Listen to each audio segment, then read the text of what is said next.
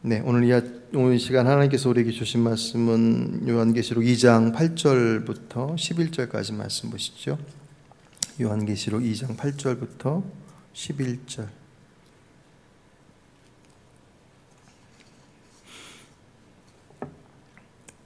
한 목소리로 함께 같이 봉독하시겠습니다.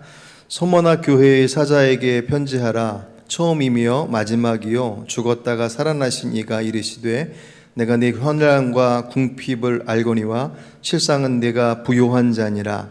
자칭 유대인이라 하는 자들의 비방도 알거니와 실상은 유대인이 아니요 사단의 회당이라. 너는 장차 받을 고난을 두려워하지 말라. 볼지어다 마귀가 장차 너희 가운데서 몇 사람을 옥에 던져 시험을 받게 하리니 너희가 10일 동안 환난을 받으리라. 내가 죽도록 충성하라. 그리하면 내가 생명의 관을 내게 주리라. 귀 있는 자는 성령이 교회들에게 하시는 말씀을 들을지어다. 이기는 자는 둘째 사망의 해를 받지 아니하리라. 아멘. 소아시아의 일곱 교회의 두 번째 시간입니다.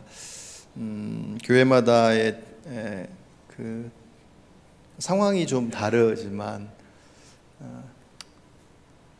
공통적으로 가지고 있는 것은 신앙의 가치, 그것이 얼마나 소중한지에 대한 부분들은 상황을 떠나서 그럼에도 불구하고라고 하는 그런 고백들 속에서 그 상황들을 다시금 재해석하고 극복하고 그것을 이겨나가는 것을 우리가 말씀을 통해서 확인하게 됩니다.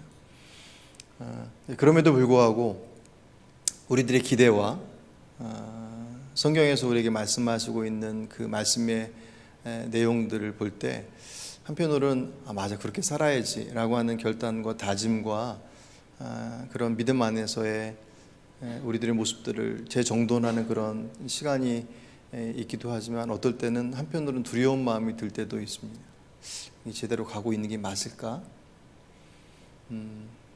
어떤 면에서 본다면 우리가 제대로 가고 있는 게 맞을까라고 생각하는 그 기준들 자체가 어찌 보면 물론 성경 안에서도 표현하고 있지만 특별히 구약 성경에서 믿음의 사람들에게 그 믿음이 하나님께로부터 온 바른 것이다라고 하는 것을 확인할 수 있는 통로로서 그 불을 허락하셨거든요. 그러니까 아브라함도 그렇고 많은 믿음의 사람들의 모습들은 꽤 큰 부자들이었어요. 그런 모습을 통해서 하나님께서 복 주시는 자는 이렇다라고 하는 것이 물질의 복이 됐던 자녀의 복이 됐던 그런 모습들을 통하여서 하나님께서 맞아 하나님께서 정말 지켜주시는 게 틀림없어 라고 하는 것에 대한 증거로서의 그런 선명한 기준들이 됐었는데 이게 이제 신약으로 넘어오면서 물론 여전히 하나님께서 하나님의 사람들을 지켜주신다라고 하는 것이 물질로서 그들의 삶으로서 드러나는 것 그것은 여전히 한 부분을 차지하고 있지만 신약의 초대교회의 모습들 속에서는 그런 어떤 물질의 풍성함이라고 하는 것을 통하여서 믿음의 모습들, 믿음의 길들을 잘 가고 있다라고 하는 것을 확인하는 것보다는 오히려 그 반대의 모습을 통해서 참 어렵고 힘겹고 어떻게 저러고도 살 수 있을까 싶은 모습들을 통해서도 그 자리를 꿋꿋하게 지켜나가는 그리스도인들의 모습을 통해서 신앙의 가치라는 것은 이런 것이다 라고 하는 것을 거꾸로 보여주시는 그 모습들이 신약 성경 안에 특별히 초대교회와 그 소아시아 일곱 교회들과 같은 그 당시의 교회들 안에서 보여주는 또 하나의 특징이기도 합니다. 그런 면에서 오늘 우리가 보고자 하는 이 서모나 교회는 사실 가장 대표적인 교회 중에 하나예요.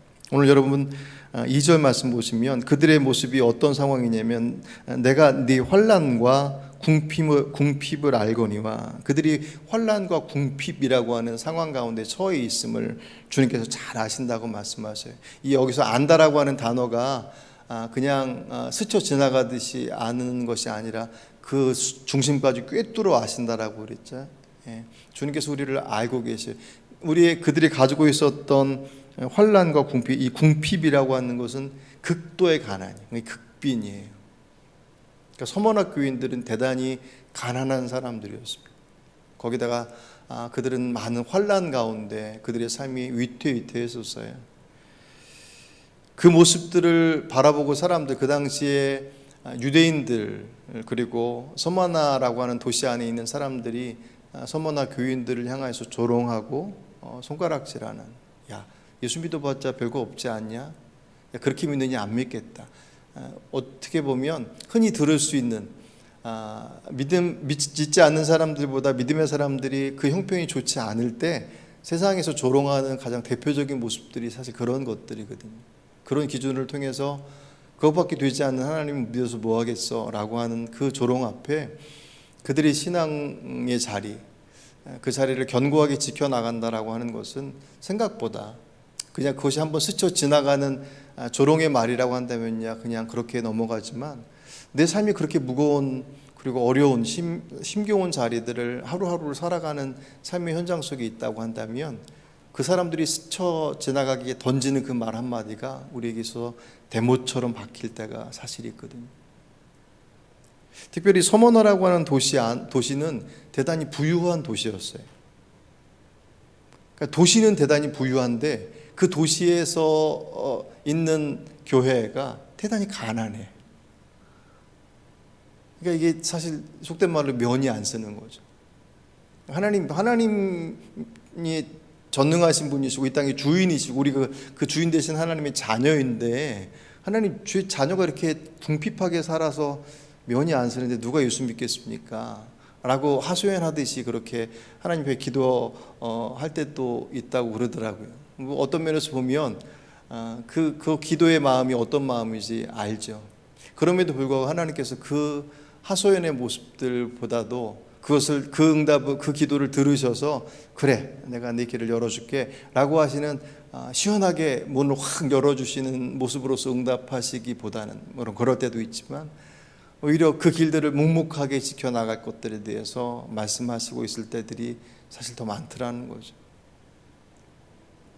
서머나 교회의 교인들이 그들의 궁핍과 가난 가운데 있었던 그 모습들에 대해서 세상은 그들을 향해 조롱했지만, 오늘 9절 말씀 보시면 실상은 내가 부요한 자 아니라, 세상의 기준으로 보면 그들은 대단히 극심한 환난과 그리고 가난 가운데 살아가서 어떻게 살아야 할지 당장 생활도 막막한 삶의 모습들 가운데 있는데, 그래서 그것 때문에 조롱거리가 됐는데 주님께서는 걱정하지 마, 너희들이 진짜로는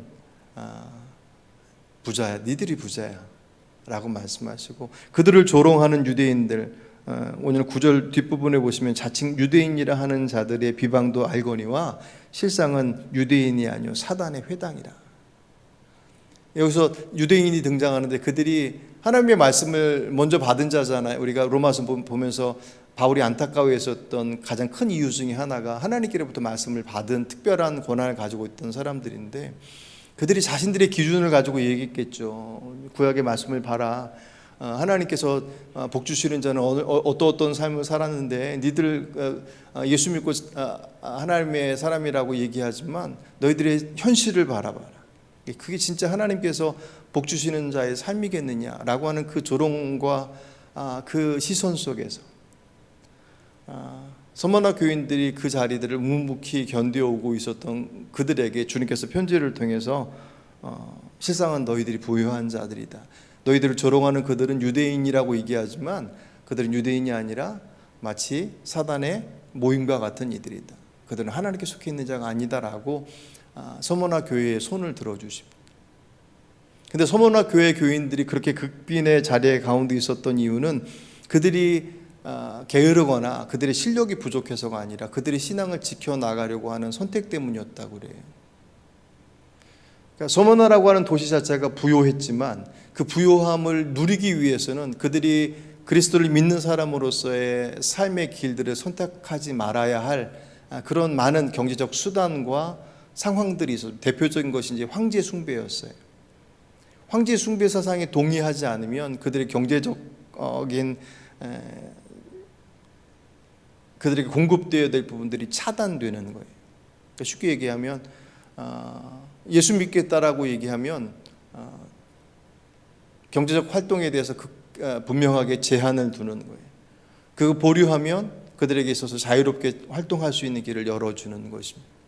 그러니 서머나 교회 성도들이 가지고 있는 환난과 극빈의 자리는 그들 안에서 어쩔 수 없이 살다 보니 그렇게 처해진 자리가 아니라 그들의 선택 속에서 이루어진 극빈이었고 환란이었어요. 그러니까 어떻게 보면 서머나 교인들은 대단히 수동적인 사람처럼 보여요. 이렇게 딱 보면 환란과 궁핍을 알거니와 이 두 구절 안에 그들이 살아오면서 짊어져야 될 삶의 무게가 그대로 사실 보여지거든요.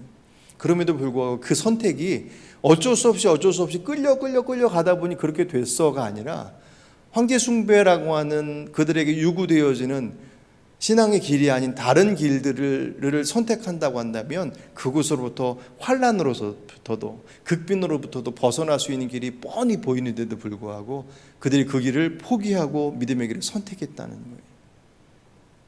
겉으로 볼 때는 그들의 선택이 대단히 수동적이고 조용해 보인 것처럼 보이겠지만 사실 그 내용적으로 보면 그들의 신앙은 역동적 신앙이에요. 물론 우리의 기대처럼 그들이 큰 부자가 돼서 서머나 교인들보다 서머나 도시의 사람보다 더 풍성하고 더 잘 사는 모습들로서 그들을 제압하고 압도하면 훨씬 더 시원할 것 같은데 주님께서는 그들의 모습에게 그들에게 그와 같은 것으로 말씀하지 않으죠. 왜냐하면 신앙의 가치는 결국은 우리가 얼마나 많은 것들을 편안하게 누리고 있느냐라고 하는 것으로 증명되는 것이 아닌 것을 알고 있기 때문에 사실은 이 9절의 말씀을 통해서 그들에게 위로를 주시는 주님께서 오늘 10절의 말씀을 통해서 9절의 말씀이 칭찬이죠. 너희들이 그렇게 환난과 궁핍 가운데 있지만 그 조롱하는 그들은 사단 회고 너희들이 진짜 부자야. 너희들이 잘 살고 있는 거야 라고 말씀하시면서 10절로 넘어와서 그들에게 위로하실 때 뭐라고 주시냐면 우리 같으면 그럴 것 같아. 조금만 기다려. 그러면 극복하고 이겨나서 그들보다 훨씬 더 나은 삶을 살게 해줄게 라고 할 것을 기대할 것 같은데 10절의 말씀은 우리의 기대와 좀 다르게 말씀하십니다. 10절을 좀 같이 읽어볼까요?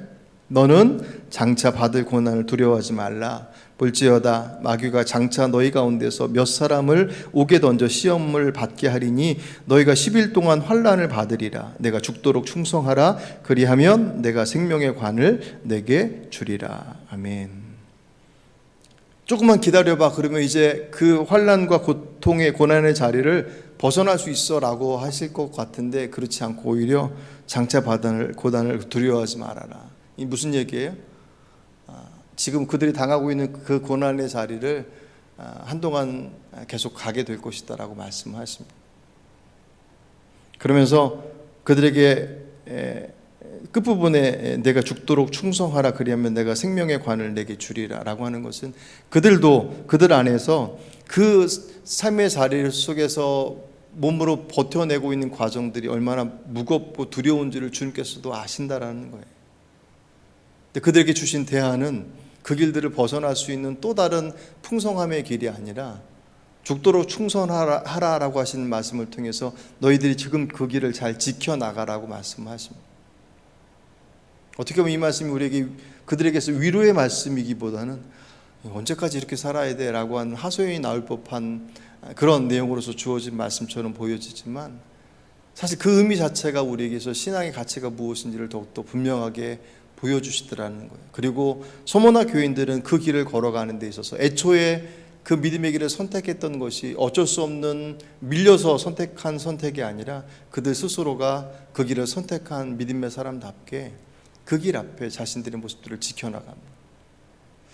우연일지 모르겠지만 소모나 교회는 지금까지 그 교회가 존재하고 있는 7교회 중에 유일한 교회라고 그래요. 물론 지금까지 존재했으니까 그들의 교회가 더 옳고 그렇지 않으면 그러다 그런 식으로 그렇게 간단하게 접근할 수 있는 것은 아니지만 하나님께서 그 고통과 환난 속에서도 불구하고 벗어날 수 있는 길들을 스스로가 포기하고 그 믿음의 길을 걸으려고 하는 그들의 모습들을 얼마나 귀하게 보셨을지, 그것은 단지 그들 안에서 그들만의 모습이 아니라 그들을 통해서 믿음의 길은 이런 것이야 라고 하는 분명한 풍성함을 통해서 보여주시는 길 그만큼이나 예수님께서 말씀하셨던 그 좁은 길, 많은 사람이 가지 않지만 그 길이 생명의 길이다라고 말씀하셨던 그 길을 몸소 살아냈던 그들의 삶이 주님 앞에서 더욱더 귀하게 쓰여지는 것을 우리가 말씀을 통해서 확인을 합니다. 오늘 여러분들이 가지고 나오신 기도의 제목들 속에는 우리들의 문제가 어떻게 풀어지기를 원하는 소망과 기대 속에서 드려지는 기도가 분명히 있죠. 그리고 그 기도가 잘못됐거나 하지 말아야 될 기도라고 생각하지 않습니다.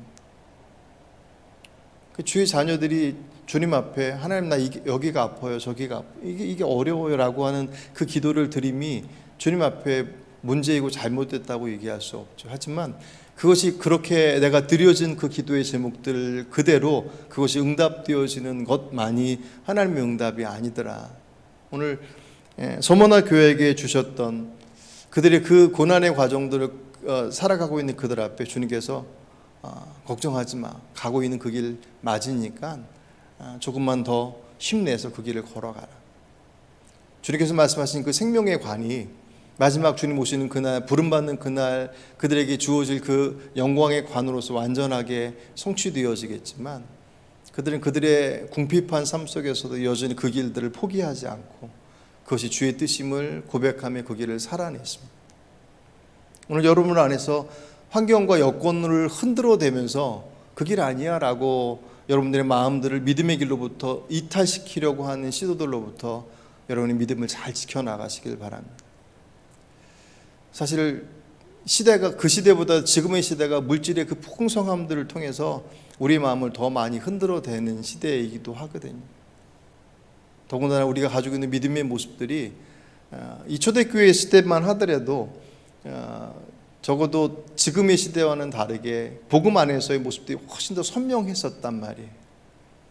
그 길을 걸어가는 것이 결국 부끄러운 길이 아니라 그 길을 선택하는 길이 얼마나 영광스러운 길인지에 대한 것들을 서로가 서로를 위로하고 격려하고 살았던 그 시대의 모습과는 다르게 어떻게 보면 지금의 시대의 모습들은 그때와는 너무나도 다른 모습들로 하나님의 복을 왜곡시키고 사실은 있습니다.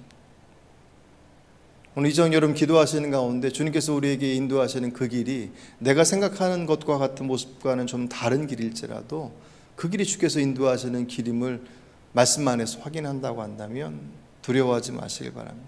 그 길을 꿋꿋하게 걸어가십시오. 그 길을 어떻게 그 너머에서 어떤 모양으로 이루실지에 대해서는 잘 모르지만 그리고 모든 교회에게 서문학 교회에게 주셨던 것과 같은 말씀을 주신 것은 아니에요. 그건 무엇을 얘기냐면 그것은 감당할 수 있는 이들에게 주시는 몫이 다 달라요. 예수 믿고 나서 은혜 받는 그 모습들을 어떤 분들은 두려워한다고 얘기해요.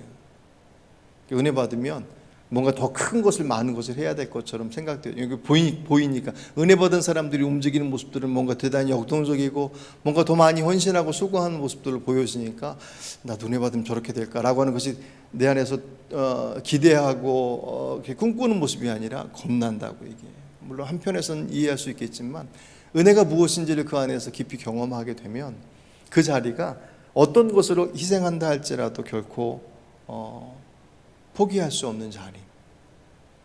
이 시대도 여전히 동일하게 하나님께서 같은 방법들로 일하시더라는 거죠. 토요일날 그 교사들과 함께 세미나를 가서 전혀 다른 상황이긴 해요. 그런데 아이들을 가르치고 아이들과 함께하는 시간들을 통하여서 움직여지는 그 교회와 그 공동체의 모습들 속에서 지금도 여전히 하나님께서 우리 안에서 우리 그 작은 모습들이지만 주님의 길을 바라보며 그 길 앞에 자신의 모든 것들을 쏟아놓는 그들을 통해서 지금도 여전히 일하시는 분이시다라고 하는 것들을 분명히 보여주시더라고요. 그것이 어찌 그 교회만의 모습이겠습니까? 오늘 우리의 삶 속에서 주어진 자리들이 우리의 형편들이 어떠하느냐라고 하는 그것으로 우리의 믿음의 모습들을 판단하려고 하는 시도들로부터 여러분들을 자유케 되시길 바랍니다. 내 길이 믿음의 길을 선택한 것 때문에 혹 손해보는 것이 두려운 마음이 든다 할지라도 그 말씀 앞에서 우리 여러분의 마음들을 굳건히 지켜나갈 수 있도록 해달라고 기도하십시오. 그것이 내 손에 조금 더 많은 것들을 얻는 것과는 비교할 수 없을 가장 소중한 것을 내 안에서 품고 있는, 앞에 찬양드렸던 것처럼 내 안에 가장 귀한 것 예수를 알미라, 그 이름을 아는 것이 단지 그 이름의 호칭만을 아는 것이 아니라 그 이름 안에서 주어진 약속과 그 은혜가 우리 안에서 풍성히 누려질 것들을 기대하고 또 소유하는 것이기 때문에 이 한 주간의 삶이 저 여러분에게 있어서 서머나 교회와 같은 우리들의 그 연약함의 자리들 속에서 여러분들을 흔들어댔던 것들이 있다고 한다면 주님, 저희들 서머나 교회에 주셨던 이 말씀처럼 죽도록 충성하라, 그 말씀이 네 길 굳건히 지켜라, 그러면 내가 책임져 줄 거야, 걱정하지 마 라고 하시는 그 말씀, 오늘 그들에게 주셔서 그들을 그 길로 걸어가게 하셨던 것처럼 오늘 여러분들 안에서도 환경을 넘어서서 그 풍성함이 아닌 그 반대편에서도 여전히 일하시는 하나님의 그 은혜가 오늘 여러분 안에서의 그 고민의 자리 가운데서 깊이 경험될 수 있는 그런 복된 시간이 되시길, 또한 여러분의 삶이 되시길 주의 이름으로 축복합니다.